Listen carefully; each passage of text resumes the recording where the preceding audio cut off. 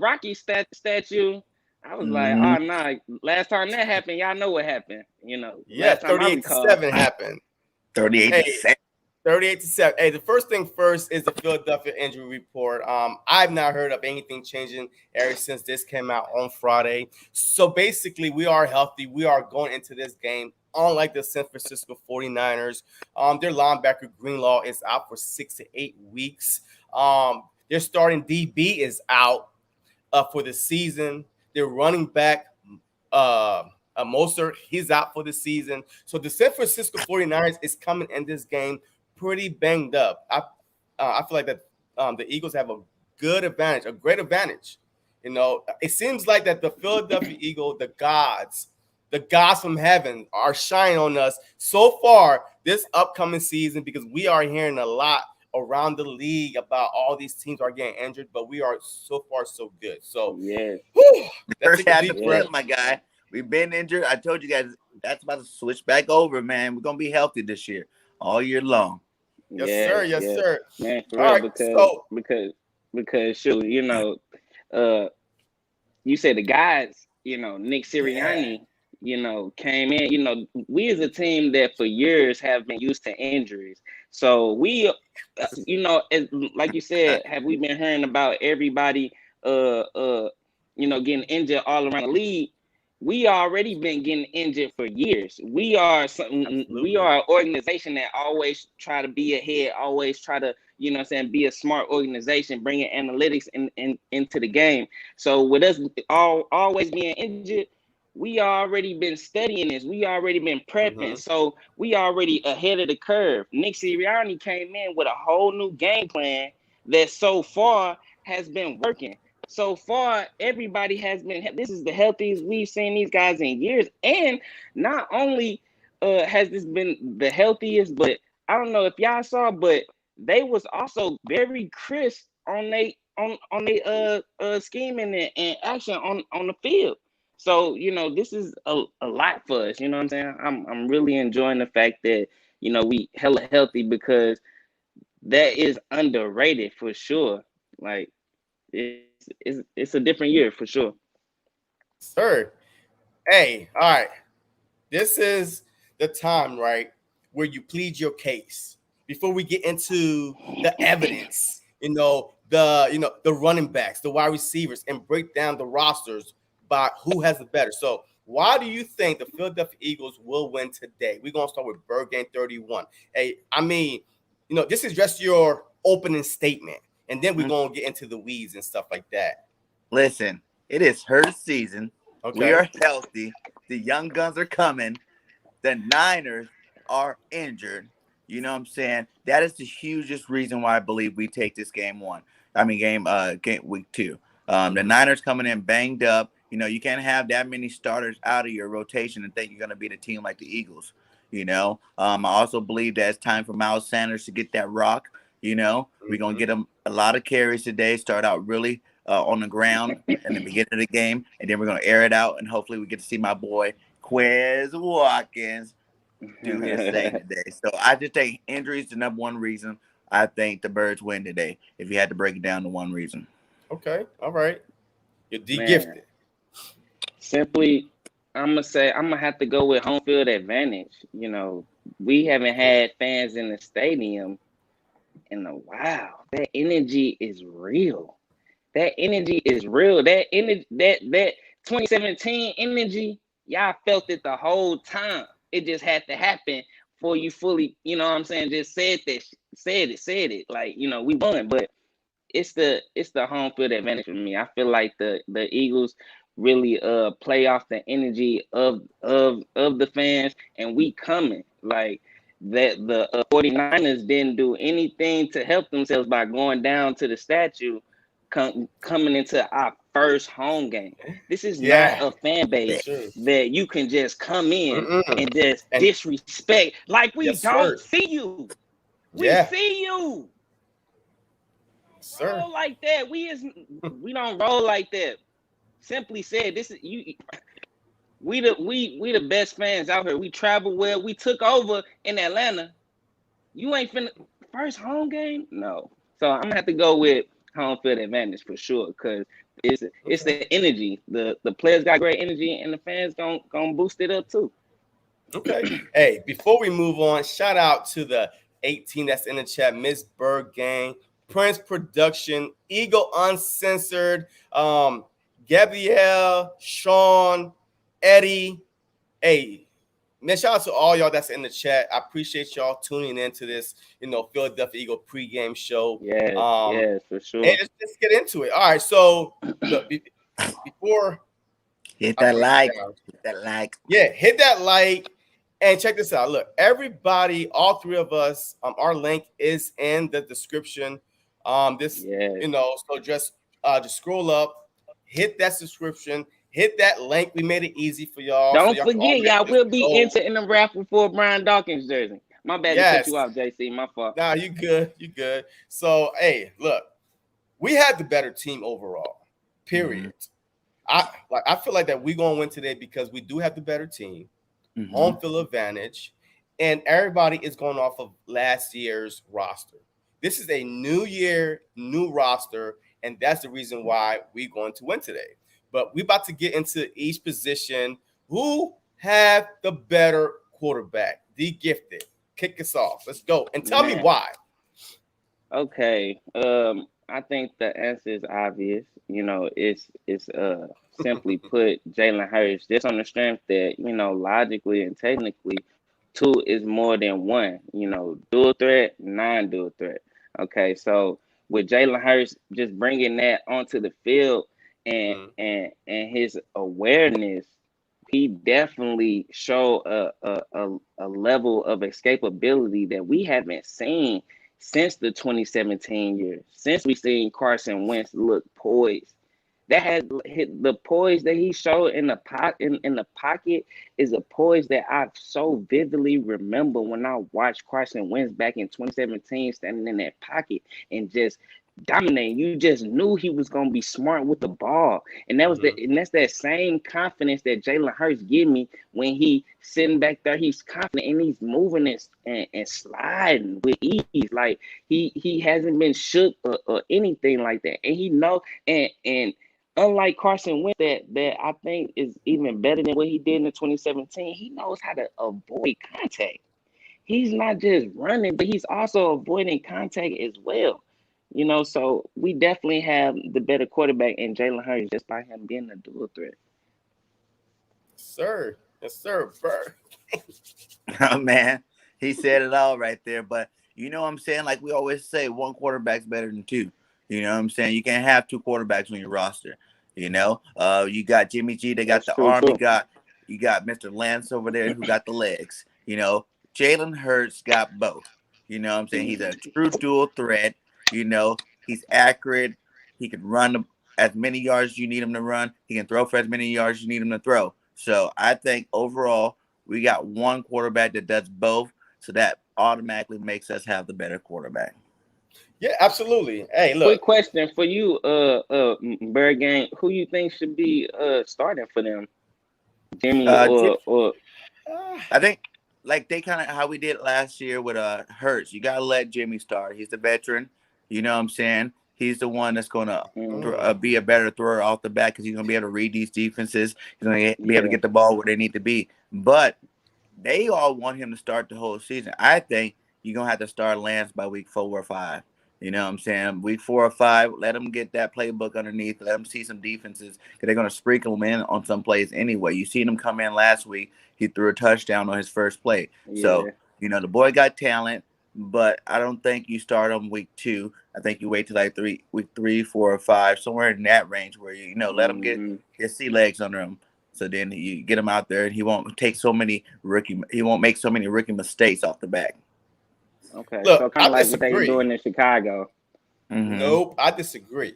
I feel like with this matchup, just like I said last week about Matt Ryan, in order to stop Kyle Pitts and Ridley, you had to stop who? The quarterback, which was Matt Ryan. I feel like with this game right here, if I'm Kyle Shanahan and I looked at last week's game versus the Falcons, I'm not starting Jimmy G. I am starting Trey Lance. He give him And regardless, he knows the playbook too, because he had a whole OTA all season, preseason, so he knows the system a little bit. But in order to counter the Philadelphia Eagle pass rush, you need a guy that's not standing back there as a Statue of Liberty and waiting to get knocked off, and get beat down, just like Matt Ryan did. Last week we saw the fact of having a Jalen Hurts as a quarterback compared to a non-mobile quarterback. He would have been sacked at least 3-4 times last week. Oh yeah. So for sure. Because of the pass rush that the Falcons was getting a couple times. So I would start Trey Lance, because I would hit the Philadelphia Eagles with something they are not expecting me to start Trey Lance. They are expecting us to start Jimmy G. Okay, psych. Now, even though I feel like the Philadelphia Eagles prepare for both, but still, the main guy going in was Jimmy G. Yeah. So, but we destroy rookie quarterbacks. Our defensive line, we got a bunch of veterans. We even got veterans in our secondary. I think our veterans would destroy his rookie mind. You know what I'm saying? Get to him. The only advantage he would have is probably running the ball. Because we do let some quarterbacks run on us pretty well. Exactly, and that's where. But you're not going to win. Right there, though. You won't win the game just by running the rock. Yeah, but the thing is, you keep the Philadelphia Eagles off balance. The Philadelphia Eagles have issues with running quarterbacks, period. Even Daniel Jones bust our head in last year because we was expecting him to run. Running quarterbacks have been a problem for the Philadelphia Eagles. Has always been a problem. Even Michael Vick gave us hell. I mean, so with Jimmy G, thank you for starting him. Yo, I'm glad that they're starting Jimmy G. Like, you actually do got a point, because you got to realize Moser's out too, and that guy's fast. And he's their lead back. So with him being out, you probably do want to add more to your run game. And starting Trey Lance would do that.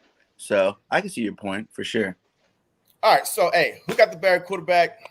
Real quick, it's obviously the Philadelphia Eagles, because there's a saying: if you got two quarterbacks, you have no quarterback. So the San Francisco 49ers have two quarterbacks with Jimmy G and Trey Lance, and all this back and forth, it plays with the quarterback mind, his psyche. Even Jimmy G said it himself last week inside the 10-yard line, and all of a sudden, if somebody came to do this, hey, you got to get out.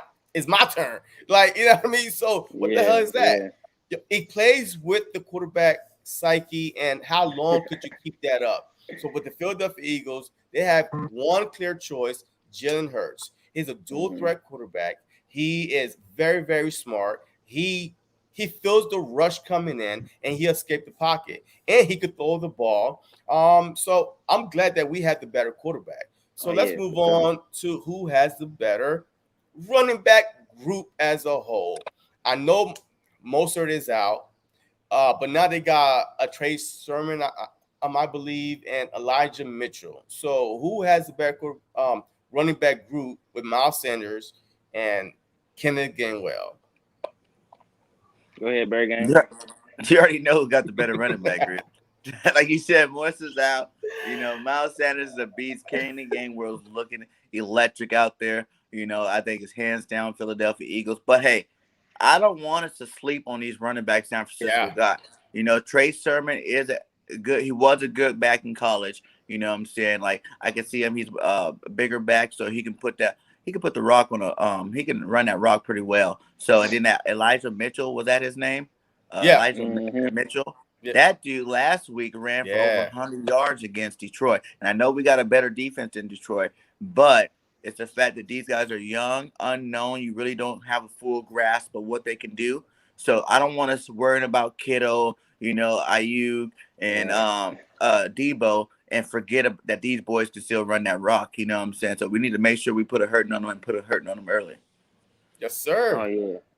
I gotta definitely agree with you. You asked who was the better quarterback. It was the Eagles. Who has the better running back? It's the Eagles again. I mean, you got a polished running back already in Miles Sanders, who is arguably in conversation of being one of the best back in the NFC East. And then you add a Kenneth Gainwell back there who is learning from Miles Sanders, and together they gonna be a weapon. Miles Sanders isn't shy of admitting that Kenneth Gainwell has the best hands in the running back room. So this dual threat is obviously powerful, because we seen Boston Scott just sit on the sideline and didn't even have to be used. Miles Sanders and Kenneth Gainwell know what they doing. They got a powerful line to do so. It was plenty of highlights of showing center Jason Kelsey doing his thing, and shoot, Lotta cleaning guys up, getting highlight reels on Good Morning Football. So this is a team that definitely has the line up front to do it, and we have the experience. Like you mentioned before, they playing with a backup. We got Miles Sanders, who is going into it, who is in his third year, I believe, and you have a Kenneth Gainwell who is learning right behind them, and who's obviously they gonna be great, especially when rookies coming in having something to prove. Kenneth Gainwell came in and it wasn't given to him to be on this team. He had to work. So, with him being on the field, every time you see him run, he is trying to prove a point.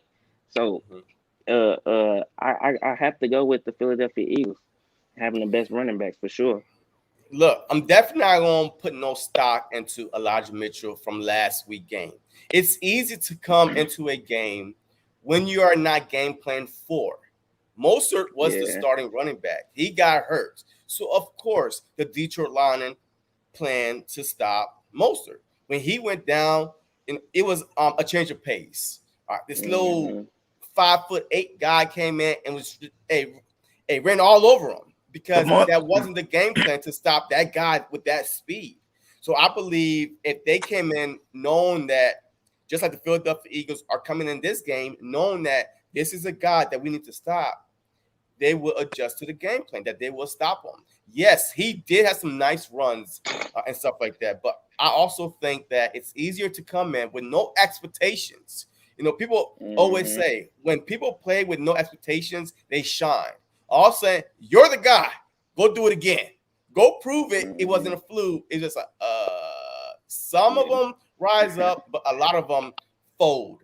You know what I mean? Right. So I'm not gonna put too much stock into. You can't put no stock into it, especially when you going against the Detroit Lions. Come on, man! Like they're not playing with they're not playing with a Fletcher Cox that's standing right over the middle. That Hargrave team or Hargrave. They're not playing with guys like that. My God. Come on, man. Hey, we're gonna talk about Josh Sweat too. Yeah, we definitely gonna talk about the Josh Sweat. Yeah, I mean, look. So I feel like the Philadelphia Eagles have the better running group core. Like regardless, with Sanders, with Gainwell, with even little Boston Scott in there, and we don't even need Boston Scott right now. We still have the potential of calling up a Jordan Howard. So we do have the better running back group. Yes, and overall, we could just pick up a phone and just put Jordan Howard in. Yeah. Like, bro, we have the weapons. We have the skills all over this team, bro. Like, it's crazy. Like we said, dude had a great game, but who was they going up against? You got to put everything in the context, because everybody put everything in the context when we beat Atlanta. Even though, like I said before, everybody picked Atlanta. So, like I said, they want to put it in context too. So, with dude having a whole bunch of yards, like I said, it wasn't no Fletcher Cox over there. We got guys on this team. Look, the energy is important. The mentality, the competitive mentality is important, and we have all of that. We have all of that on our team. Guys that's playing to prove something. Josh Sweat just got paid. Fletcher Cox is the all-time leader. You got Brandon Graham coming off a Pro Bowl season, just voted team captain. You got all guys that's on this line hungry. They not playing the highlight you should be pulling up is the one Brandon Graham came through and smacked dude right there, met him right there, clean in the pocket, lost for yardage. Yeah, we got all leaders on this team, and matter of fact, Jalen Hurts threw for more yardage than they had yards. Period. Our defense is solid. They not going against no Detroit Lions. Yeah. And mind you, that's a first-year head coach over there talking about eating kneecaps and stuff. That's that type of coach over there. Nick Sirianni. Yeah. Whole new ordeal over here. Look at the Detroit Lions. Look at the Detroit Lions can do these to these boys. Look at this. Look at this. This is at least a 25-yard gain right there. Yo, this is the Detroit running up and through the San Francisco 49ers. This could be Miles Sanders. Right there, Miles Sanders this could be Miles Sanders would have scored. Kenneth Gainwell would have scored off that. Look at that. He cut all the way to the outside and gone. Yeah. So look. We had the better running core as a whole. So now let's move into who has the better wide receiver group. We know they got Debo. You know, old Debo and people last week. Had over 180 something yards. I didn't have him in fantasy football, but somebody did. They got lucky. I had him on my bench. Yeah, you had him on your bench. Oh man, I was so mad. Right. And Ayuk is coming off a hamstring injury. He didn't even play last week, so who knows how much he will play this upcoming week. And I don't recall nobody else. So who has the better wide receiver group? He had a good game last week. Go ahead, Birdgang. I was gonna say Sherwood had a good game last week too for the Niners. This is tough because obviously I'm a homer, so I'm saying we got the better receiver group. But if you're looking for experience, Debo's been in the league for a couple of years, you know what I'm saying? And he's been playing at a high level for a while, and then Charnook's supposed to be Debo 2.0. He has his off and on games. Who? Ayuk? Ayuk, yeah, Ayuk. Oh, okay. So he's like supposed to be the new Debo, and he has good games too from time to time too as well. So considering the fact that, Rager needs to do more, and Quez Watkins definitely needing to do more. He didn't do that much last week. I'm going to have to give it to the Niners on this one. You know what I'm saying? Devontae Smith is the best receiver on the field, but until Rager and Quez Watkins show me a little bit more, you got to go with the experience with those two guys over there, Ayuk and Debo. Okay. But real quick before you go on DeeGifted, but Birdgang, you know that Ayuk didn't play last week. He's coming off a hamstring injury. So with that being said, they only got one guy over there is Debo Samuel. Now, if you send that Ayuk, even if he play, he's going to be limited because last week he was out the game. Like he didn't even play last week. I'm just saying in terms of experience, though. Ayuk played last year. He put up big numbers in the NFL before. You know what I'm saying? Like he's put up big numbers. Debo's put up big numbers. They both put up. You got to kind of call Kittle a wide receiver too. Well, we gonna get into that. That's a whole other one. But like I'm just saying, off of experience, both of these guys have put up big numbers before, whether they're injury situation or not. If they say he's playing this game, we gotta look at it as he's playing, and it's possible it could be one of them games. You know what I'm saying, where he can go big. Because usually that's how it works with San Francisco. Debo have a big game, then Ayuk has a big. I mean, not is that name Ayuk. Ayuk has a big game next. So, I don't think it will happen against our secondary. But if you're just asking me right now who has a better receiving core off of experience, and like I said, Quez, we seen 3 catches early from Quez last week, and that was it. You know what I'm saying? We didn't see him the rest of the game. Rager, we've seen a couple of catches. That screenplay for the touchdown was awesome. But, Rager played all last year, too, and he didn't make himself a name. You know what I'm saying? Like, he was hurt. He battled injuries all year until Jalen Hurts got in there. He had a nice punt return or whatever. So, Devontae Smith, the only guy I can say is the better guy on our team, and that's Devontae. So, and even him, this is his first year. He's only played one game.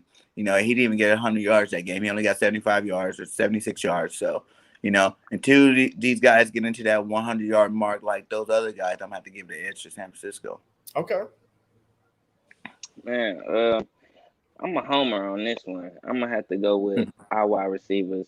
Just on the strength that we have a lot of weapons, like as far as having Devontae, as far as like having different styles as far as talent. Like we have a Devontae Smith who is unguardable in man. You know what I'm saying? Like this guy is magical with his feet. Then you got, Rager who's coming in, speedy guy. You got Quez Watkins. Like I just feel like we have a more more options as far as you know, types of wide receiver. You got the body wide receiver, speed wide receiver. You know, we have a wide range of wide receivers when they come to that. And I feel like also too, with all those different types of wide receivers, we have a a coach like Nick Sirianni who was kind of like, you know, the coach opposite side of him who schemes up his guys. Except we have guys with way more talent, way more qualities and traits at that position. So I definitely have to go with our wide receivers, especially when you got a coach like Nick Sirianni. Look, I'm not a homer on this one. I'm a realistic. All right, I see things like I'm a NFL analyst. Okay. All right, so Yeah, I'm yeah, telling you yeah. this: if we shut down Debo, who they gonna go to? I'm not putting my stock in Ayuk. He didn't play last week for a reason. He's coming off an injury, a hamstring injury. So if you shut down Devontae Smith, we got Watkins and Rager. Period. You shut down Debo. Who they got? A one-legged man in Ayuk, and who else? So I didn't say who has a better wide receiver. I say group. A group is more than one. So I feel like the Philadelphia Eagles had the better wide receiver group because none of them are injured. They're all young. They're all fast. So They're all reliable. Maybe they're saying Ayuk for us because they knew they were going to beat Detroit, so they let them go get rest for that game. That's true. Okay. But that's still 2 against 3. The last time I checked, 3 is bigger than 2. You know, hey, we got Smith, Rager, Watkins. They got Debo, Ayuk. And it's sure like you can't you can't separate the wide receivers from the coach, and you can't separate them from the quarterback.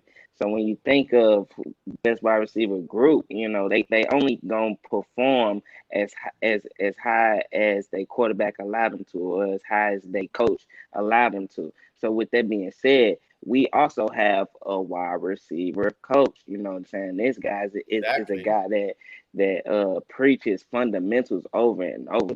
These guys are so keen in on the smallest things. These guys are actually getting separation.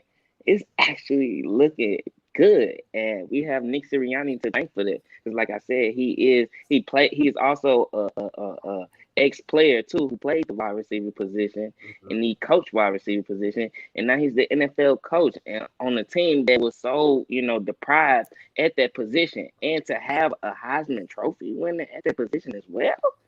Yes, sir. That's nasty. Whew, that's nasty, yes, sir. Man. Hey, any last word, Bird Game, before we move on to the tight end position? I want my boys to go out there and ball out. I know that much. I'm looking for Devontae Inquez to have 100 yards this game. Just so I throw it out there. I would just be in professional and letting you guys know why I say going into this game, they have the better receiving core. But I want my boys to prove me wrong and show up and show out. If they would have did it last week, I would have been a whole nother boat. Only Devontae Smith did it last week. And like I said, he didn't even get over 100. Debo had more yards than all 3 of those boys put together last week. But see, also last week, the Philadelphia Eagles did not have to throw a lot because we was ahead. Well, we spread it out. Ahead. Yeah, and we spread it out. Everybody got the ball. Everybody eating. I really think we need to keep that way this week again. As long as we can keep spreading it to everybody, all the targets, you can't key on one target. You know what I'm saying? As long as we keep that balance, I think we're gonna go a long way. It's gonna be really hard to beat us. Yeah. Also, look, we are we were the number 1 rushing team before Monday night came. The Philadelphia Eagles is second in NFL. I've been saying it since April. Once we had a running back core, that we will lead the league in rushing. The only team that could beat us is the Baltimore Ravens because Lamar Jackson can't throw the ball as well. So, of course, they're going to run. But now, I'm telling you right now, the Philadelphia Eagles is averaging 173 yards last week against Atlanta. I know it's one game. It's against Atlanta, but we are number 2 in rushing. So, I'm just saying, hey, I'm pumped up. And before we jump on to the tight end position, I just want y'all to take a look at this clip. because this clip is going to say a lot about. Look, hey, that's a tight end right there. That's Hawkinson. Goddard is going to eat. But this one was a little bad play. But I'm telling you right now, our tight end should be able to eat today. Hurts, Goddard. This is Devontae Smith right there. You know, I'm just trying to put this into, and here we go right here. This is the look. Here goes Goddard. Boom. Touchdown. Yo, we should be Hawkinson did that to him all game exactly long. All game long. House over, which is murdering him. Exactly. Him. Now I was telling CG yesterday, man, how y'all let Hawkinson, because you know Hawkinson's not as good at either one of our tight ends. So if he can ball out like that, you better watch out. You better watch out. So who have the better? I know I'm not saying tight end. I'm saying the tight end group. Who have a better tight end group? Because the Philadelphia Eagles are a group, man. In every position, it's a it's a team effort. So it's not going to take one guy. You're going to take all of us. So go ahead. Man, that's why we so great, man, because look, we've been ahead of the curve. You know, they say life always, you know, prep you for who you're supposed to be. For, you know, you go through certain things so you can become your best self, you know what I mean? And for the Philadelphia Eagles to, you know, be a team that used to always be injured. You know, we went through something and we got ahead of the curve because we already been through that. I don't feel bad for no team going through injury. I promise you I don't. I promise you I don't. When I say this, because whenever anybody was talking about the Eagles, our injuries was never brought into conversation. Yeah, facts. So with that being said, we got ahead of the curve, you know. And dang, I forgot where I was going, but man, the tight end position. Man, I'm gonna have to go with you know, I think just on the strength that, you know, we've been a team that always had to rely on depth. You know, that was the point that I was trying to make. We was always a team that had to rely on depth. So with that being said, we've learned that is great. We've been a team that always been invested in our backup quarterback. We've always tried to make sure we had a complete team. I like seasons of injuries have brought us to this point where we have learned, and now we have a collective group everywhere on the field. Dallas Goedert and Zach Ertz is a beautiful combination. You can use them however. Dallas Goedert is the better blocker, and Zach Ertz is the for sure hands kind of guy. And you can switch them vice versa, however you want to do it. And if we comparing tight ends, this is a Zach Ertz is an Eagles legend. His number will be retired. He cannot be compared to any of them guys that's on the 49ers. Any of the tight ends over there, man. Oh wow. This is okay, all right.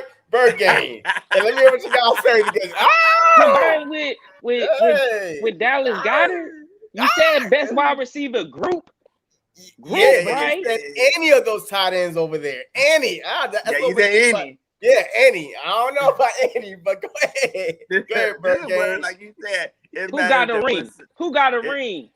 Who would be who most likely going to the Hall of Fame? Stop kidding, man. He better get him a ring before he starts talking about Zach Ertz. He better get him a ring. Oh man. Get him a ring. That's all I'm gonna say. I love it, baby. I love it. You can have the best highlights all regular season. About, baby. Ring is not everything. Hey, look, baby. A ring is not everything. We got some great Hall of Famers that have no ring, but in the Hall of Fame. So I'm just saying, it is what it is. But like you said, man, you said if we were going off the best tight end, obviously we got to give that to Kittles. Yeah. It's arguably the number one tight end in the league, depending on which style you like. Do you like Kels or do you like Kittles? Both of them do two different things, and they're both two on top of their game. But since it's the group, we definitely got the best. You know, we got two top 10 tight ends on our team. Yes, my God, you know, Hawkinson can't even sniff their jock straps. Okay, of our two tight ends. You know what I'm saying? This boy. That's the point I was trying to make. So what are they going to do against Dallas Goedert and Zach Ertz this week? We're going to put them both on the field to really confuse them. You thought you had it with one, Now you have both of them out there just doing their damn thing all against this defense. I'm excited to see that happen. But yes, the Birds definitely got the best tight end group out of the two. Yeah, look, I have to agree. Now, if we're going tight end, Kittle is, to me, the best tight end in the NFL, period. Yeah. But if you stop Kittles, and this is why I keep bringing the group in, the wide receiver group. If you stop Debo, who else you got? If you stop Kittle, who else you have? If you stop Ertz, there's still Goddard. You stop Goddard, there's Ertz. You can't stop both at the same time and still plan on stopping our wide receivers. It's not going to happen. So the group, absolutely, the Philadelphia Eagles have the best tight end group. And I love DeeGifted energy, man. Hey, you got me laughing over here, crying over here, talking about, but don't disrespect Kittle. Hey, no, see, look, I don't want much to get it. This, I don't want much to mishear me now. I brought up Ertz pedigree because we was talking about groups. If we add in his pedigree, him being a Eagles legend, his number will be retired. If we add in his pedigree with a Dallas Goedert who is looking for an extension, who is pretty much going to be playing longer than Dallas Goedert, we have the better group. I'm not saying Zach Ertz is better than Kittle. I'm saying with Zach Ertz pedigree combined with Dallas Goedert, we have the better wide receiver group. I'm not saying now I still will argue the fact that Zach Ertz is possibly better than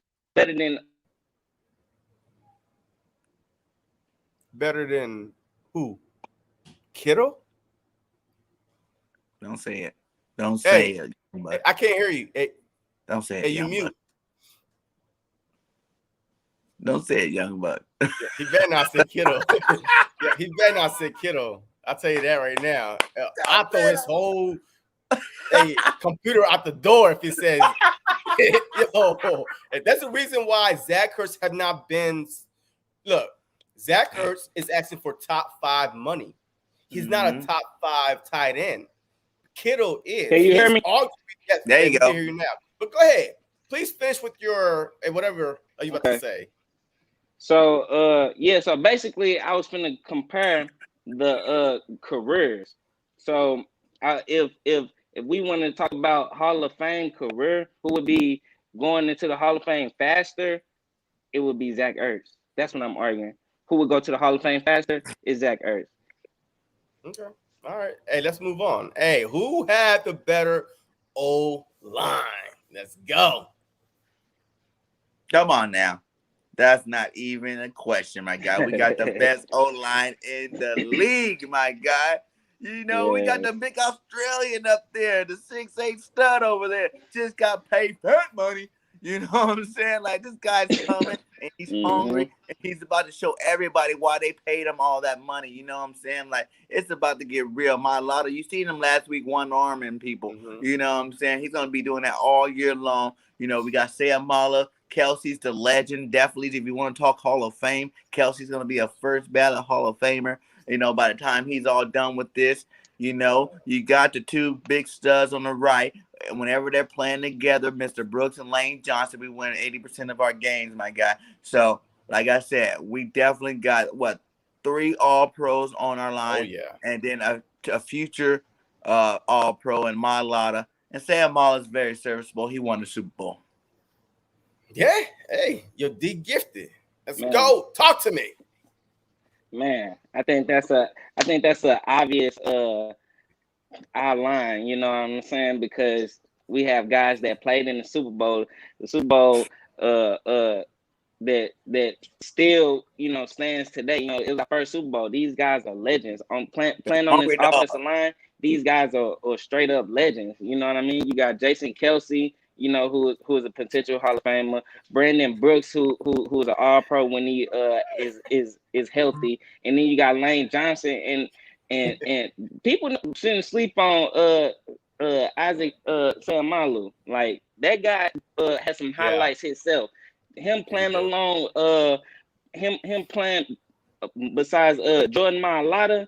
Him for sure is definitely getting some highlights because just I'm saying for a lot of people paying attention to Jordan Mailata, and he is performing. Like, he is a guy that is recognized definitely in that offensive line room. When I heard and watch press conferences with the other offensive linemen, they not new to Ozzie Sayamalu. So I'm gonna definitely have to go with our offensive line just on the pedigree, the experience, and just that having that dog mentality for sure.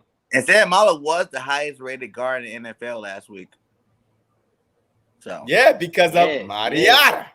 Because this is what happened when you play between Kelsey and Mariota. You basically that guy that's probably gonna get the scrub. Like, ain't nobody is gonna worry about you. You that one guy that's like, man, I ain't got nobody to block. Because they're going to try to go towards Mariota and Kelsey. All right. But look, the Philadelphia Eagles obviously have the best offensive line with Brandon Brooks and Lane Johnson. With those two being healthy this year alone, make us a top 5 offensive line. And you saw it last week. Look, this offensive line is only going to get better. Last week, I believe they got 1 sack. I think one sack allowed last week. Of course, this week you got D4 coming off the middle, off the end, and you got Bosa. So they're definitely going to be tested. But we're going to see. But as of right now, I want to see that battle, man. That's the biggest battle for me in the game is Bosa versus Mariota. Because I don't think they're going to put him over Johnson too much. It's going to be Bosa versus Mariota. And it's time to earn that money, Mariota, because that is a good guy to have coming at him. But I think Mariot's too big, strong, and athletic. I don't think Bosa's going to do anything in this game. Yeah, I've been hearing absolutely. For real, I've been hearing the same thing about Bosa. For real, him being probably the most competition that Jordan's gonna be seeing all season. So I'm excited to see how he hold up, because this is a true test. For the whole team. This win could do so much for the energy and the team, moving forward. That's why I always say that energy matters, the mentality matters. People, they feed off that. So since you went there this win, so how about if we lose? Could that do damage to the team, psyche-wise? That's a great question. I'm straight glad that you asked me that. It depends how we lose. Like, if we get destroyed at home, yes, I think it could do a little bit of psyche damage to at least the fans for sure. Oh, yeah, for sure. We're going to be flipping our lids out here. You know what I'm saying? But if it's a tight game, maybe it's a last-second field goal type thing.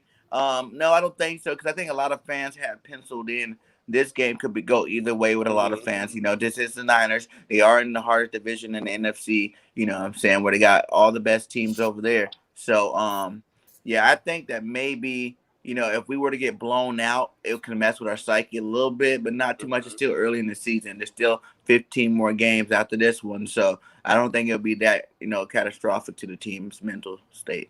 Okay. DeeGifted. Man, I'm gonna definitely have to agree on the point that it all depends on how we lose. But with me being an Eagles fan, one thing that I always bank on is the fact that our team is always going to fight. Like, no matter what, they're gonna always fight at the end of the day, because the fans, we hold them to a high standard. So at the end of the day, I know they're gonna always fight. So, man, what was the question? My fault. So if all right, because look, a lot of people say, hey, don't put that juju out there. But look, pregame turn up. I'm sorry. Hey, look, if we lose, I mean, you said because if we win, a lot. Okay, yeah. So if we lose, let's just say, hey, we lose. I mean, could that damage the psyche? Play with our psyche. Yeah. Yeah, it could, but at the same time, this is a whole season. So, for the whole season, you're gonna go through, you're gonna get them war wounds, them scars. You know what I'm saying? You're gonna get marked up. You know, this is a war. The whole season is a war. So you're gonna come out with some body scars. That's expected. You know what I'm saying? When you hear these players talk in these conferences, when you hear these players talk in their conferences and they say, "Oh, we got to see how we handle adversity." You know what they talking about? That L that's going to come sometime throughout the season because no team goes undefeated. That's the adversity that they talking about. That makes a great team. How do you handle that adversity? Them losses that's bound to come. How you gonna handle that scar when you get cut? How you gonna get back up? So with that being said, and us being a young team, it can play with our psyche. But I feel like Nick Sirianni got a grasp on his team unlike no other. You know, like I said, they giving me 2017 vibes, but even stronger because Nick Sirianni is even more of a player's coach than Doug Peterson was. This is a guy who's much younger than Doug Peterson and connects with these guys on a whole nother level, who is always trying to tap into that mentality of his guys. So yeah, it could play with our psyche, but all going into this season and seeing how great this team is, and I know adversity is to come, I'm banking on the fact that these guys can get it straight back together. Like it's not going to affect them one bit. Just on the fact that they all know that it's bound to come, and it's all about how you handle that adversity. Okay, look.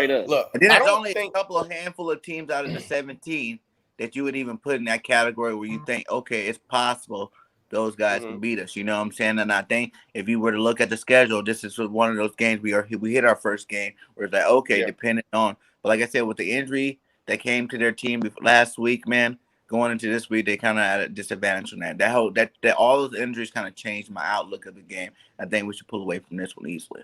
Look, I don't think it's going to mess up with our psyche at all because if one thing you know about the Philadelphia Eagles, if we could be 1-5, we still feel like, hey, we always in it, and we always in it because we've proven it year after year after year. So I feel like even if we lose, that this team, remember back in 2017, we started 1-0. Who came to town and beat us? The Kansas City Chiefs. So we were 1-1, and then we just took off and won like 8 straight games after that until we lost again to the Seattle. So I feel like that win or lose, that this team will always be in it regardless. And guess what? 1-1. The last time I checked, the Dallas is 0-1, and they might be 0-2. The Giants is 0-2. The Washington football team is 1-1. So look, worst case scenario, we either first or second, we still in it regardless. So, and that's what, if I was a coach, win or lose, I'm like, look, we are in this. Like, people pick us to win 3 games. Yo, we already got 1. And there's still 16 more games left. Exactly. Stop playing with me, man. Anybody that said that, out of their mind. Absolutely. So I think we will be fine. And Gabrielle Young, hey, feel free next Sunday. You could be on this this pregame show with us to break down the Dallas Cowgirls because we already know what's going down. So thank you. Oh, we turning up that week. Yeah.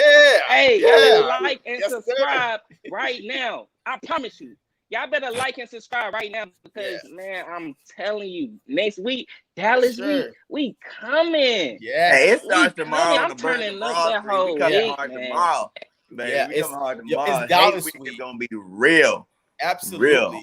So, Sean Johnson, look, hey, appreciate your comment. I'm gonna miss this most games. I'll be at work. I'm loving the discussion. Hey, look, feel free. Like I said, this network right here, every Sunday, we will be on Birdgang Sports Media Network. Subscribe if y'all like this because this is the only network you will get this pre-game show every Sunday until the season. Win or lose, I don't care. We always going to be here. We're not hiding. We're not the Cowgirls. And we're not no cockroaches. And we are the birds. The birds. And it is what it Holy is, and dogs. we're going to try to keep it real. Underdogs every day. So, all right, so let's get in. Who got the better defensive line? Let's go. Let's get into it. Who's first? Let's go. Go ahead, Bird Gang. You know what? I don't even think I need to talk about this one, my guy. You know, Man, you got yeah. Sweat, who just got paid. You know what I'm saying? They didn't pay this boy because he's sorry. They paid him because he's a beast. You know, you got Fletcher Cox, the second, if not first, best defensive tackle in the NFL today. Yeah. You know, Hargraves had 2 sacks last week. He's showing that he's worth all the money we're giving him. BG just came off his Pro Bowl year. He is nothing but getting better every year. You know? Then you got the backups, my guy. You got a number 1 first-round pick in Barnett who's backing him up, Sweat up, and he wants to be the starter still. You got Milton Williams, a rookie that's looking like the new Aaron Donald. You got Hassan Ridgeway out there. He should have had 2 sacks last week, but they cheated him out of 1. And then you got the veteran GOAT for Washington, Mr. Ryan Kerrigan. Now, you tell me what line better than that? That's a sleeper right there. Yeah. Yeah. You're DeeGifted. Let's go. I'm going to have to go with, obviously, you know, our defensive line. You know, we got Josh Sweat, just got paid. You know, he put out his video, you know, thanking the Birds or whatever. You know, they always do that when they get an extension. So it was glad to see him, you know, getting extended. And so this guy is definitely a guy that's I'm pretty sure gonna be coming out looking to prove that y'all made the right decision. Like Brandon Graham coming off a Pro Bowl season, who is consistent year in and year out. The past 5 seasons, he's been at least the top 16 edge rushers in the league. So, you know, Brandon Graham coming in looking like he ain't lost it yet. You know what I'm saying? So collectively, this is a defensive line that can possibly win a Super Bowl. This is a Super Bowl caliber defensive line. Now the questions start coming in when you start going beyond the defensive line. But when you talk about who we got up front, oh yeah, we definitely have a defensive a Super Bowl caliber line, considering you still got Fletcher Cox, who played in the Super Bowl, Brandon Graham, you know what I'm saying, who played in the Super Bowl, Barnett still played in the Super Bowl, and possibly got a guy that's better than him. So like, come on, like that's 3 guys are already Super Bowl caliber players because they already played in one. You get what I'm saying? Then you add in better pieces on top of that. You know what I'm saying? Like this is a dominant defensive line and has the potential to wreak havoc all league. This is a true test because Atlanta shot themselves in the foot a lot of the times, you know, in that last game. 49ers are not finna shoot themselves in the foot. Anything they get is not coming back. So with that being said, this is a true test for our defense. You know what I'm saying? So our defensive line is something that's gonna be consistent. I feel like for sure. Look, we have the better defensive line, but we do not have the better defensive player on that line. Bosa, look, I'm going to give Bosa his respect, all right? So Bosa is coming. Regardless who's on him, can we neutralize him? Can we calm him down from doing a lot of damage, or the blindside sack for a fumble? Can we stop that from happening? But Bosa is the truth. Over Cox? Hell, no. I mean, he's a quick question. Well, they're different positions, though. They're different positions, though. On the defensive line, you said he had the better player on the defensive line. Yeah, absolutely. Because Cox don't get sacks. Cox get double teamed in order to open other areas for other players to go in and try to get sacks. But Bosa could affect the game by coming off the edge and hitting from the blind side. So that's what I'm worrying about. So if we contain Bosa, we do have the better defensive line with no question. Because with Sweat, with Graham, with Kerrigan, Hargrave, and Cox, and what's that rotational player? Ridgeway. I mean, Ridgeway. we have some ballers, but we do not have the better player on the defense. I think that Bosa got paid for a reason, and he got paid big money for a reason. Even last week by himself, he got 2 sacks. So we can't overlook that. You know what I mean? But we do have the better defensive line. So what? I don't know much about Bosa, but I'm just saying Bosa's not better than Cox. Bosa, but has he made the Pro Bowl every year? He been in the league like Fletcher Cox? He's been, pretty much. Yeah, he has. Yeah. Okay, Bosa been eating since he's been in the league. He's young beast. You know what I'm saying? But okay. So let me Would you trade Cox for Bosa right now? Yeah. Would you trade Cox for Bosa? Okay, you said no. Wait, are you a homer or are you just looking at it for stats? Only because I like Sweat. No. I'm not talking about they play the same position. I'm not gonna give up Sweat. So, Sweat's another young guy. So why you compare Cox to Bosa then? Well, then you opened this gate because you said better than Cox. I'm talking about the whole different position, but you said, is he better than Cox? You said on the defensive line. Group, the Eagles was better, but on that defensive line, they have the better player. Yes, they do. So on that defensive line where Fletcher Cox is on, I don't think that no one's better than Fletcher Cox on the San Francisco defensive line. If you think about it, I understand they play 2 different positions. He's still young. He's been putting in work. Don't get me wrong. Bosa's a beast. But Cox been doing it for a lot longer. Being dominant.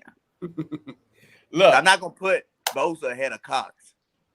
But my question is, would you trade Cox for Bosa? No. It would never happen. Okay, you're not getting it out of me, JC. It's not happening. I don't want him. Even though age matters in this situation because Cox is at the tail end and Bosa's just starting. So, if it were to happen, we definitely got some other DTs that can do the job. Yeah. All right. Look, I agree, man. Look, look, I'm just saying that we need to watch out for Bosa. And we definitely do, though. And those 2 edge rushers, Bosa and D Ford, is going to wreak havoc if we don't contain them.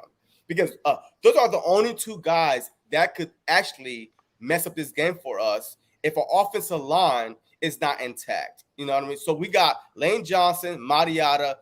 Good luck. Let's see who's better. All right. I think Lane can handle D4 better than. Okay. And we'll see. And we'll see if D4 could get through Lane Johnson, because the minute he do, I'm be mad as hell because I believe that Lane Johnson been tweeting all this summer and about the disrespect.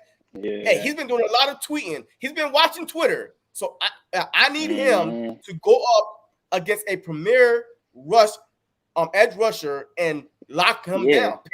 Hey, he got to straighten up. The tweeting days is over with. This is game time. All right. So bump all the tweets. Just show up. So I need him to show up. So who had the better kicker and punter? Let's go. Sure. Last game, our punter was beautiful. Kicker and punter. Huh? Go ahead. Last game. I was saying last game was beautiful. The punch that we was doing, everything was within like the 10-15 yard. Like, he was beautiful. I think I don't really watch the punters and the kicker, especially not for the other team. I just know last game when we was punting, it was beautiful. I was like, sure, we need to keep this guy. So, hopefully David Akers. I said David Akers. David Akers. Yeah, okay. David Akers coming back. I said David Akers. I think David Akers right now. That's that pregame turn up, man. Elliott. Man, I'm sorry, but Jake Elliott. Hopefully Jake Elliott can be like David Akers and be consistent for sure. Because last year he was kind of real fluky, but this year he started off strong. I think he hasn't missed yet. I don't remember him missing any last game. So hopefully he stay consistent. I think last game was a few 40-yarders. So, hopefully, like I said, he can be consistent. Yeah. I don't even know who the kicker is for San Francisco. I gotta go. Robbie Gold. Ooh, Gold's a beast too, though. Yeah, he is. Yeah. So I would say we have the better punter, and they might have the better kicker. So we're gonna make it a push. We got a better punter. They got a better kicker. And we're gonna push that one out. Yeah, I mean, look, I believe that we do have the better punter, and guess what? I'm about to go with Big Lake Jake today because look, the Philadelphia Eagles do not give him enough opportunities, and that's what pissed me off last week. We should have seen because in last week, miss or make.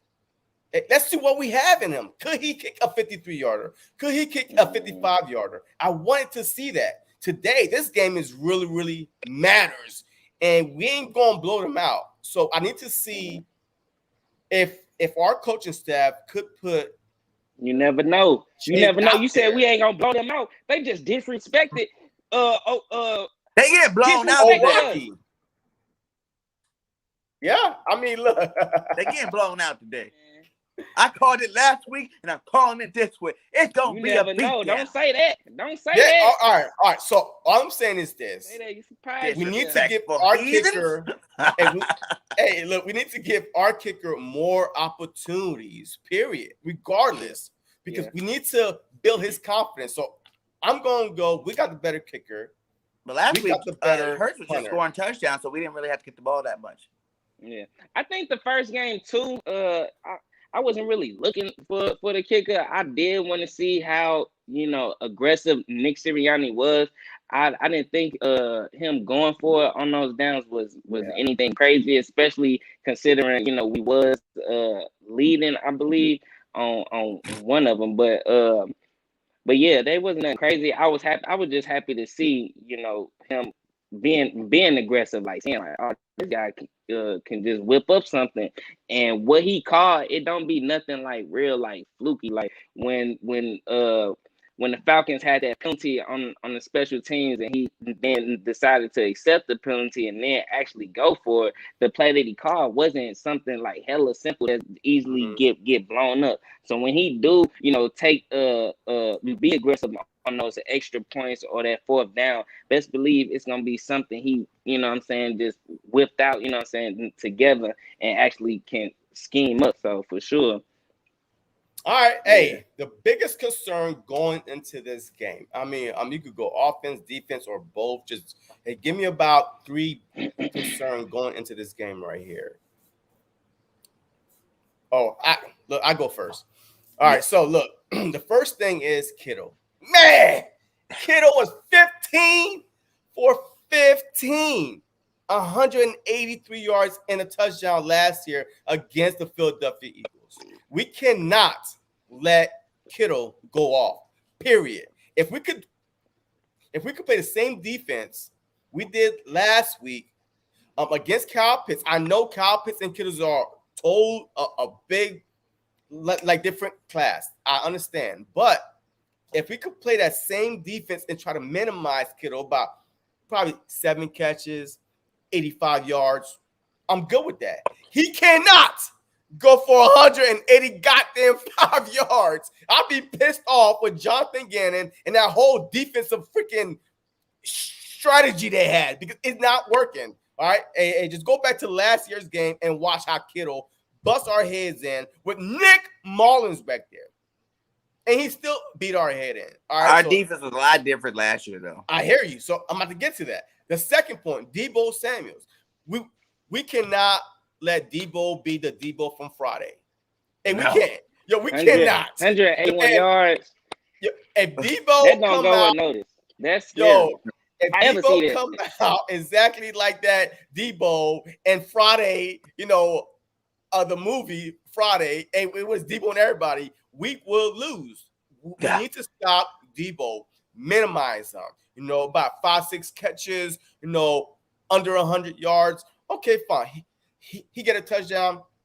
Okay, that's cool. But we cannot let him go for 180 something yards. We cannot let Kittles go for 180 something yards. We cannot let those two go off. If those two go off, then we're in trouble because their running game is going to start working. And then our linebackers is going to be on their heels. So Kittle, Debo, and the last thing I'm going to say is this. The running game.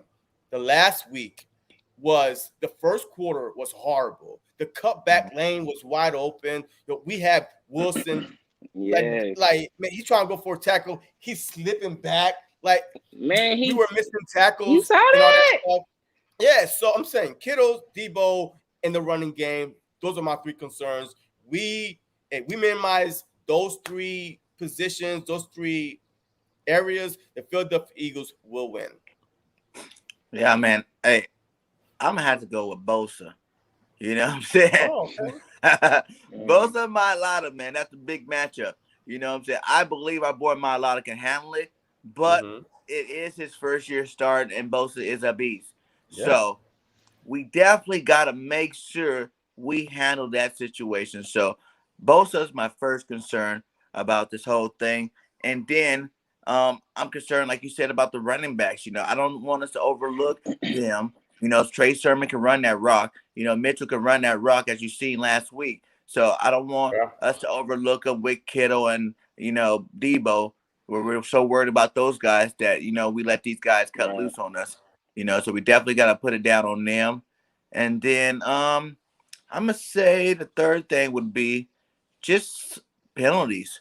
You know what I'm saying? Last week we led the league in penalties, and I want to see that cleaned up this week. You know what I'm saying? Maybe 2-3 penalties, you know, like penalties going to come in the game regardless, you know. Holding calls are going to be in every game, you know, and things like that. But I don't want to see any, like, false starts, you know what I'm saying? Like mental errors, mental penalties. Yeah. I don't want to see none of those out here. You know, you had your first game, you know, get the rust off. You're back in game form. But so all the mental errors need to stop this week.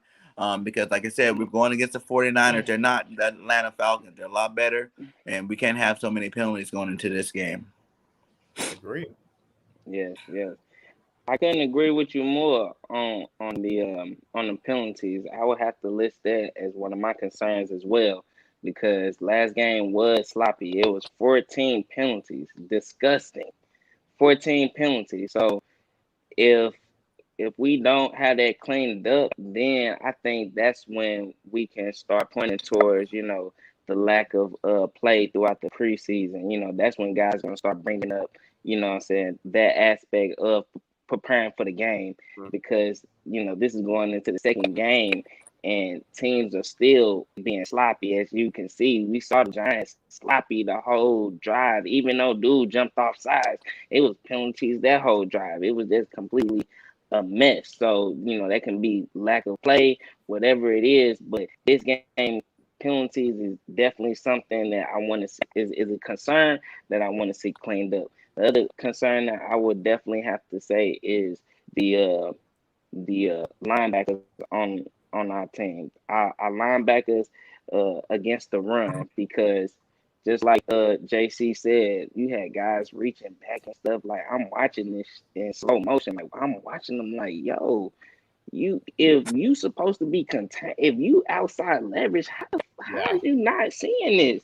How is you not seeing this? Like, I see where dude can just cut open. I'm praying to God it's a corner over there somewhere, you know, helping contain, because how is this guy getting sucked in like that? Everything was eventually cleaned up, but the linebackers against the run, I want to see them perform a whole lot better. And also with them playing against the run, they also have to be concerned about Kittle. So with that being said, our linebackers definitely have to show up. Our linebackers is a position too all offseason that we have been kind of stacking up players in depth. So we got a whole bunch of rotational players coming into it. You know what I mean? So it's gonna be a true test for our linebackers to truly see just how good they is and what they can handle. Because, and also, you know, it's gonna be a true test for our DC, our defensive coordinator, for sure. And So yeah, so our linebackers would be my second, and my third concern would be man, I would have to say Lane Johnson, cause just like you said, he been tweeting, doing a whole bunch of talking, and he's coming out and not really. I mean, he held his own, but he did have a penalty last game too. Hey man, appreciate that too, man, for sure. Uh, but yeah, Lane Johnson is a guy that, like you said, been tweeting and talking and showing that he's been Yeah. working out and everything, and he's supposed to be a leader on his team. So we definitely want to see him perform. He should not be having no penalties. If Jordan Mailata should get a penalty before Lane Johnson. That's Yeah. basically what I'm saying. So this is something that we gotta definitely pay attention to, because like he's getting up there in age too. People are gonna start seeing and observing and paying close attention. Is he slacking off? So that would be my concern, but it's not a huge concern. But it's just something that I would definitely want to see solidified, because we haven't been paying a lot of attention to it, because that is Lane Johnson, and we just been focused on Jordan Mailata, so maybe he just not performing like that because people not paying attention, but we gonna be paying attention if he get another penalty. I gonna be like, man, fuck, like So. Yeah. All right. So, hey, my last question. I need who's winning, score predictions, and just give me some stats. Either defense, offense, players. So whatever stats you want to give me, just put out there. Hey, your bold prediction. Let's go. Bird game, you up. All right, Bird Gang coming with them predictions. Get at me every week because I'm gonna tell you what's gonna happen in this game. So I'm going with Jalen Hurts will throw for over 300 yards today. I'm Okay. looking at 325 to 350, 3 touchdowns, and he's gonna get him a rushing 325, touchdown 350. this game. Okay, Okay. I want you to know that both of the young guns, Devontae Smith and Quez Watkins, will go over 100 today, just because those sorry defensive backs over there Devontae's about to go against the third corner, and that means Quez is going against the fourth corner. So these boys about to eat today, and they're going to eat very well. Miles Sanders will get over 100 yards rushing, not 100 combined yards, just rushing. And then whatever extra stats he adds with the passing game will be added on there. But, I got the defense getting 2 turnovers today. You know what I'm saying? I think this is going to be a game where you're going to see Big Play Slay finally get his first interception of the year. And then somebody on that defensive line, hopefully Sweat, but Sweat or Cox, since neither one of them got a sack last week, one of them will get a Man, you took sack all the fumble good today. predictions. One of them will get a sack fumble today. One of those two guys. And my predicting score is the Philadelphia. See, I had to change it because it was 35-17, but after the disrespect they did to our Rockies, Don't do it. Don't say it. It's going to be 35-10 Birds. The Niners are about to go down, and it's about to go party time in Philly, my guy. Don't disrespect the Birds. Yeah, Oh, wow. Hey, all right. man. Hey, let's go, D. I love it. Love it. I'm gonna definitely have to say, obviously, I predict a win. I'm very confident in this game.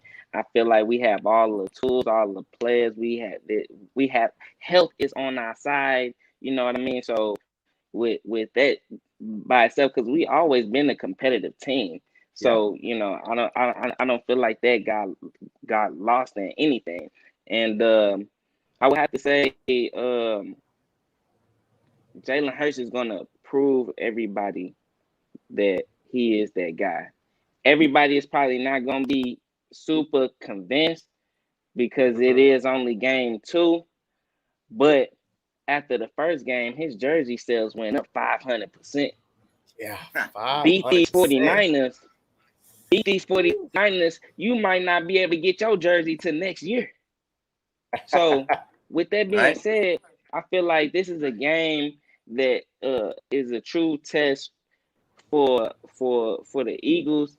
But we all know that after the game, it's gonna be Jalen Hurts is going to be the conversation, and if Jalen Hurts can perform exactly how he did, if not better, and Jalen Hurts can start showing some type of consistency with his play, because that's really what everybody is going to be looking for, that consistency in your play. And mind you, last game was a short game, and next game, this game, it all depends. We're gonna see, but the tape was analyzed about last game, and there wasn't many opportunities downfield. With this game, would it be different?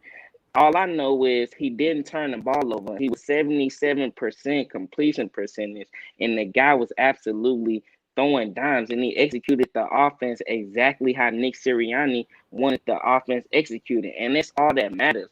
I promise you, I don't care about 300 yards. Can he be 70 plus percentage completion? Can he get us downfield? Can he consistently make plays?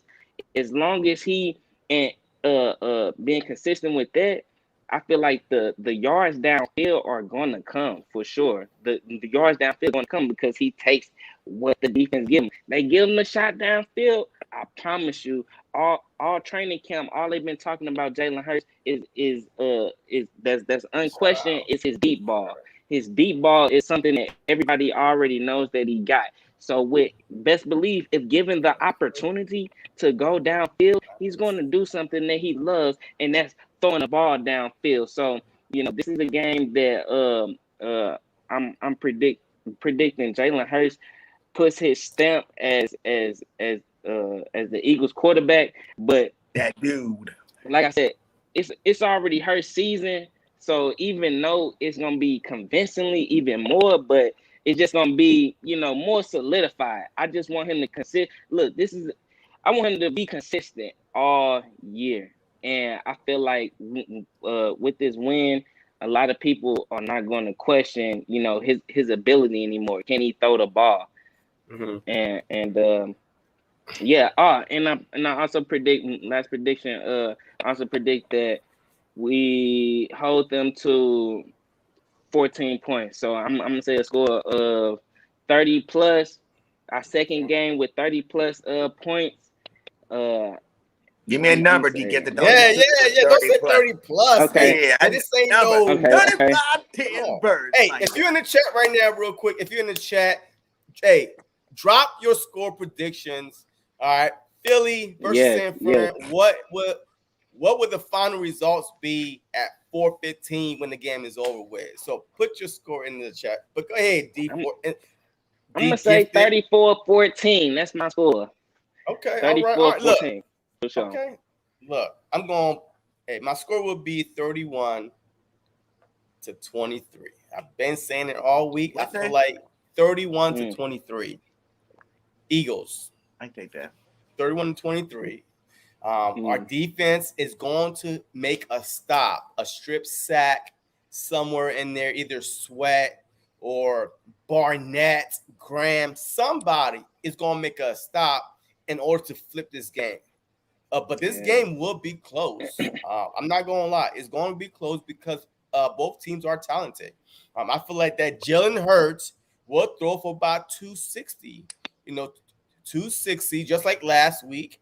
Have 3 touchdowns, 1 to Smith, 1 to Goddard, 1 rushing, and Miles Sanders will have a rushing touchdown. And he will go for over 100 yards.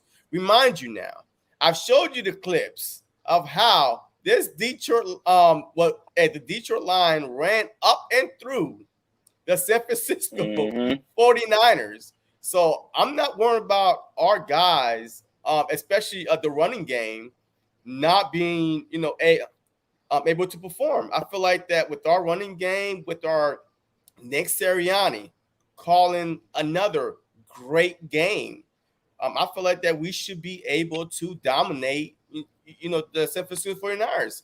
Look, remind you now, hey, this is another running game. Look, this is another run. Look at that. Oh, my God. Like, it seems like every time But look, Later. come on now. If you tell me that Miles Sanders and Kenneth Gainwell can't do this, then the offensive line and the offensive line coach should be ashamed of their damn self. Because this is the Detroit line. We have better talent. And this is back-to-back plays now. And this is the second quarter. This is not a blowout game. And now, guess what? Their linebacker, Greenlaw, is out. Greenlaw was in this game. Him and Fred Warner are like the number one, number two, like duos. So if we cannot run against this team right here, then we are going to lose this game. We need to focus on the run, establish the run. That's what I'm not saying that Hurts is going to throw for 3-something, 4-something yards. He's doing it. Yards. Man, I feel like that 260 range area, a little quick screen to Devontae Smith for a touchdown.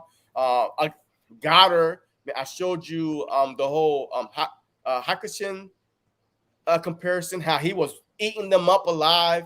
And with Miles Sanders, I feel like that we're going to be a well-balanced team, 31-23, Philadelphia Eagles. So, hey, before we head out of here, any last hot takes you want to give? It's 12:42. The game starts in about 18 minutes. So let's go, DeeGifted. Let them know where to find you. Any last hot take and whatever else you want to let them know.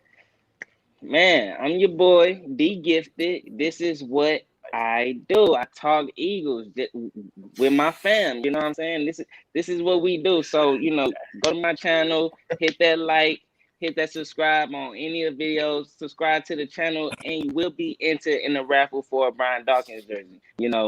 So, hey, check in because, hey, next week is Dallas week. I'm going to be turned up. So, with that being said, I'm going to be litty. So, y'all not going to want to miss that for sure. Yes, sir. Yes, sir. And like I said, all the links are in the chat. So just click on the links and go subscribe to these outstanding content creators, because every Sunday we will be doing this. All right. So this is DeeGifted link. Just click it and go sub on my man. He putting on that work. So let's get him to 50 subs. Yeah. I got that many. Shout out to the ones that's already subscribed. You know what I mean? Y'all some real ones, for sure. I'm just starting out. I think I only got about like 26 subscribers. So, this is just something that I love to do. I'm from St. Louis. So with that being said, it's not a lot of Eagles fans around. I made my YouTube account so I can have a family like this that I can talk to and react to, because best believe when something happens, I want to have somebody I can call, run to, talk to, and be like, did you see what just happened? You know what I mean? So, sir. That's what my channel is about building a family, just showing my reaction and just showing people, hey, you ain't the only person that feel like this. You know what I mean? So, that's what I'm Bird about. Gang. Let's go, Birdgang31. Guys, it's Birdgang31, man. The road to 1K is real. We are 190 something away from hitting that 1K, guys. So get your fans out there. All you Eagle fans need to go subscribe to Birdgang31 channel. We are sponsored by La Terrain Watches. So if there's a birthday, a holiday's coming up, we got Christmas, you got an anniversary, go get you a La Terrain watch. Use promo code Birdgang31 to get yourself 10% off. Also, this network right here. Wait, take away those comments right here. That comment. Just all that. Take all that down. Okay. 1 second. Bird Gang Sports Media. I'm in the way. Never mind. Bird Gang Sports Media. I'm trying to prove a point. Everybody go subscribe to the network. We have some great content creators. Both of my guys up here. They got their own shows on there. Me and JC got a show Wednesday night. You know what I'm saying? The midweek special. Make sure you guys go subscribe so you can watch that. It's a great show. We got great shows all throughout the week. DeeGifted got his Friday night show too as well. So make sure you check us out. Subscribe. We are growing. We are growing fast. We've only started putting on videos on the actual network channel, but we got a lot of videos coming, and it's going to grow fast. I got some good content creators. If you're a real Eagles fan, you will subscribe to all our channels. point blank, period. If you an Eagles fan, you will subscribe. Me, I subscribe to everything Eagles because that's what I do. That's what I watch. It's football season. You know how happy I am? Like man, the air just feels so good. It ain't stupid hot outside where it's draining. You know, you actually want to go outside and take a walk. You know what I mean? Especially after a victory. So, you know, we litty over here. You know, Birdgang Sports Media, we wear our feelings on our sleeve and we give it to you raw for sure. Yeah, and that's if you don't want to flip it back and forth between channels, you can get us here on this network. Yes, you know, sir. that's why all of us are together to make one spot for you guys to come to and see nonstop Eagle content only. We're not talking Sixers. We're not talking Flyers. We're not talking none of that other sport. Just strictly Philadelphia Eagles all day, every day. And there's a lot of talent coming, so be on the lookout, my guys. Look, look, if you're not subscribed to this new network that we are trying to build, like the new ESPN, all right, you know, have multiple, like next week we will have Gabrielle Young, brand new. Hey, we never did a show before, but hey, she want to come on and talk Dallas. Let's go. If you out there watching, you want to join this pregame show, and just let us know. We'll bring you on. Like, we have no problems bringing fresh people, new ideas, new opinions, like new outlook on this upcoming matchup. We the best fan base in the NFL, period. Period. Sir. And we making it known. Yes, sir. We making it known. We the best fan base. Ain't no other, bruh. Ain't no other fan base as big as the Philadelphia Eagles. You do not find Eagles content creators for the Detroit Lions. Come on now. No, you don't do see not. that, bruh. We out here going hard, bruh. And they see that. The players, they see that. Trust and believe they see that. They know who we want in this town. You know what I mean? Yes, sir. Yes, sir. So, hey, with that being said, look, I appreciate everyone that tuned in. The game is in 12 minutes. Hit that like on the way out the door. Hey, hit that like, subscribe to all channels. Hit that like, because the like goes a long way.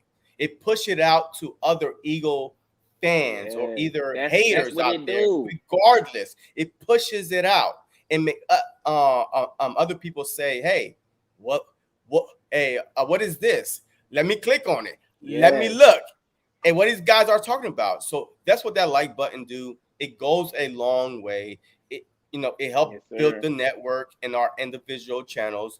So that's all we asking. And the like costs you $3.99. That's all it is. It's a simple click of the index finger or your left finger and whatever it is. But I appreciate everybody that tuned in. And the game is in 11 minutes. I will be doing a play-by-play on the same network. So, hey, just tune in and let's enjoy. Win or lose, we do not go hiding. We here. We gonna talk our smack. It is what it is. So as always, hey, yes, sir. You already know what and how we do it. We about to go out with our introduction as the outro. As always, go Birds.